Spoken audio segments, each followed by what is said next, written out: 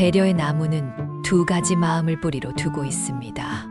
첫째는 진심으로 남을 생각하는 마음입니다.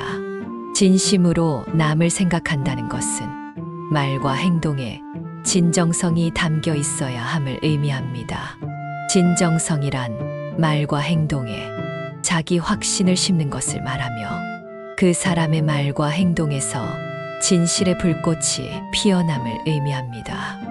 누군가를 진심으로 생각해 준다면 반드시 그것이 옳은 행실이라는 확고한 주관을 가진 행위이기도 하지요.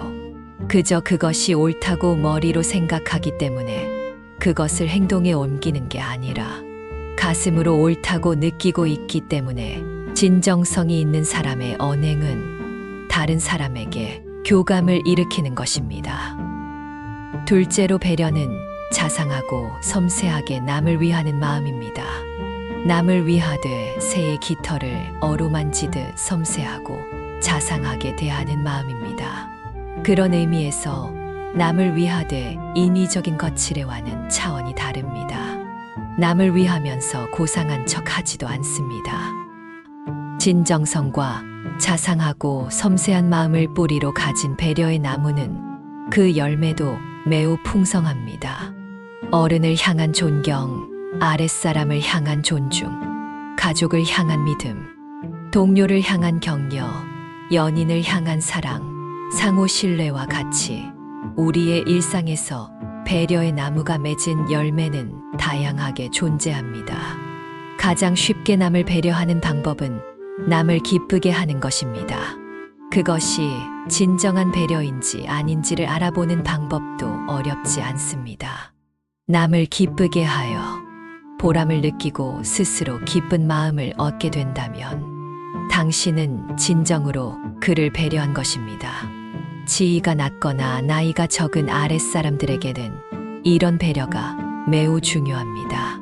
그들을 즐겁게 해주기도 하지만 자신도 큰 보람을 갖기 때문입니다. 하지만 윗사람들에게는 자칫하면 엉뚱한 오해를 불러일으킬 수도 있습니다. 윗사람과의 관계에서는 존중이라는 배려의 열매를 선사하는 것이 필요하겠지요. 진정으로 존중한다는 것은 틀린 것을 틀리다고 말할 수 있는 직언의 열매와 옳은 것을 옳다고 말할 수 있는 중언의 열매를 선사함을 의미합니다. 가까운 가족에게는 믿음만큼 소중한 열매는 없습니다. 그 믿음은 대가를 필요로 하지 않아 더욱 소중합니다.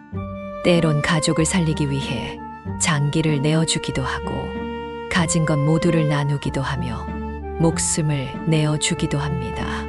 부모는 평생에 걸쳐 자식을 위하고 걱정합니다. 자식이 세상에 지탄을 받을 때라도 부모만큼은 자식을 나무라지 않고 믿어줍니다. 사람이 죽으면 땅에 묻히지만 자식이 죽으면 부모는 자식을 가슴에 묻습니다. 자식을 향한 부모의 배려, 즉 믿음의 열매는 이 세상의 모든 자식들을 또 다시 위대한 부모로 성장시킵니다. 그들이 결혼하여 자녀를 낳고 부모가 되면 자기가 부모에게 받았던 것들이 무엇이었는지를 깨닫게 되기 때문입니다. 친구 사이의 배려에 관한 사례로는 독일의 재상 비스마르크의 일화가 유명합니다. 비스마르크는 어느 날 늪에 빠져 죽어가는 친구를 발견합니다. 그리고 대뜸 자넨 이제 죽을 운명이니 고통이라도 없애주겠네. 그 말이 끝나자마자 비스마르크는 장총에 탄약을 장전하고 총을 겨누었습니다. 그걸 본 친구는 사력을 다해 외쳤습니다. 이복의 자네 미쳤군. 어찌하여 늪에 빠진 친구에게 총을 겨눌 수가 있는가. 그러자 비스마르크는 털털 웃으면서 말했습니다. 이복에 지금 자넨 늪에서 빠져나와 있지 않는가. 뭐라. 친구는 원망하면서 사력을 다해 늪에서 혼자 힘으로 빠져나왔던 것입니다. 친구가 스스로 늪에서 헤쳐나오기를 바라는 지혜는 신의의 배려가 아닐까요? 친구를 구하겠다고 무턱대고 자기도 늪으로 들어갔다면 둘이 다 죽을 수도 있었으니까요. 우리는 이따금 경제적 곤궁에 빠진 친구들을 보게 됩니다. 어느 날 갑자기 사업이 망하거나 여러 이유로 궁핍해진 친구들이 생겨나게 됩니다. 그런 친구를 보면 대개 사람들은 돈을 빌려줍니다. 친구라면 무엇을 주어도 아깝지 않다고 하여 자기 돈뿐만 아니라 남의 돈까지 빌려줍니다. 친구가 재정상의 위기를 넘기기 위해 꼭 보증을 서야 한다고 하면 넙죽 친구를 믿고 보증도 서줍니다. 그것을 신이라고 생각하고 의리라고 믿기 때문입니다. 그러나 그 신의를 저버리게 되는 것은 당신이 도와준 그 친구로부터일 것입니다. 경제적으로 재활의 가능성을 갖지 못한 친구에게는 수입의 원천을 만들기 위해 일자리를 얻게 도와주는 것이 필요합니다. 수입의 원천과 상환 능력이 담보되지 않은 상황에서 무턱대고 돈을 빌려주는 것은 위험한 일입니다. 은행 보증을 서달라고 하는 친구에게는 무리하게 사업을 시도하거나 빚을 내어 일을 벌이는 것이 얼마나 위험한가에 대해 충고하고 설득하는 것이 필요하지. 무턱대고 자기 집을 담보로 하여 보증을 서주는 것은 위험합니다. 신이라는 것은 성실을 동반하지 않을 경우 배반의 관계만 낳기 때문입니다. 아무리 친구를 도와줘도 그 친구가 신의를 성실히 이행하지 못할 경우에는 결국 자신이 그 신의를 저버리는 계기를 만들어준 것이 되기 때문입니다. 모두가 당신의 책임으로 되돌아 오는 것입니다. 사랑하는 사람에 대한 배려 또한 다르지 않습니다. 사랑한다고 해서 상대의 나쁜 습관이나 생각의 오류를 무조건 감싸 안는 것은 연인에 대한 진정한 배려가 결코 아닙니다. 진정으로 그를 위한다면 그가 올바른 인생관을 가질 수 있도록 도와주는 것이 배려입니다. 진정으로 그를 사랑한다면 지금 그의 좋지 않은 습관이 앞으로의 삶에서 어떤 나쁜 결과를 가져올지에 대해 생각하고 깨우쳐 줄 수 있는 것이 배려입니다. 의존성이 강한 사람에게는 언제나 부모의 둥지 안에서 살 수만은 없다는 것을 깨우쳐 주어야 합니다. 독립된 삶을 살 수 있도록 일깨워 주는 것이 배려입니다. 어떤 삶의 역경에서도 손을 건네어 서로 잡아주되 스스로 극복해야 할 고난이라면 먼 발치에서 따뜻한 시선으로 오래도록 지켜봐 주는 인내심도 배려입니다. 이런 사랑의 배려는 사랑하는 사람을 소유하려는 욕망이나 이기심과 충돌할 때가 많습니다.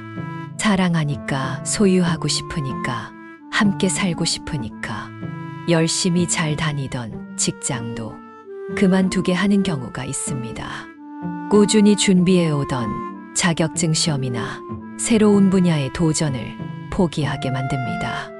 홀로서기 잘하면서 열심히 땀 흘려 소득을 얻던 삶의 무한 가능성을 질곡으로 내멉니다. 갑자기 결혼이라는 것이 인생의 새로운 이막처럼 마음을 부풀게 만들어 버립니다. 여자에게는 더 이상 힘들게 일하지 않아도 먹고 살 수 있다는 무의도식의 사고를 갖게 만듭니다. 그러나 그렇게 가정주부가 되어 육아를 담당하고 집안일을 돌보는 가운데 우리의 젊은 부부들은 경제적 어려움이나 환경의 변화로 인해 다시금 맞벌이 전선으로 나서야 할 때를 맞게 됩니다.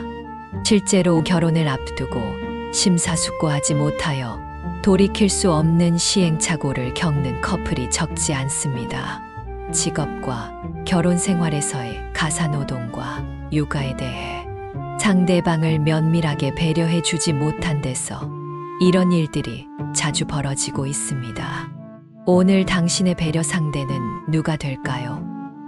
그리고 기존의 방식이 아닌 새로운 시각으로 그 누군가를 배려해보는 건 어떨지요? 공부하기 싫어하는 아이의 숙제를 무조건 도와주는 건 진정으로 아이를 위한 배려가 아닙니다. 육체를 조금만 써도 힘들다고 하는 사람과 머리를 조금만 써도 복잡하다고 하는 사람과 단순하고 재미있는 일만 찾아다니는 사람을 그저 존중한답시고 관조만 하는 것도 배려는 아닙니다. 남을 위한다는 것은 때로는 따끔한 훈계가 될 수 있고 그것이 10마디 말보다 소중한 회초리 한 대가 될 수도 있는 것입니다. 남의 사정을 고려해 그가 스스로 시련을 극복할 수 있게 돕는 것이 진정한 배려이기 때문입니다.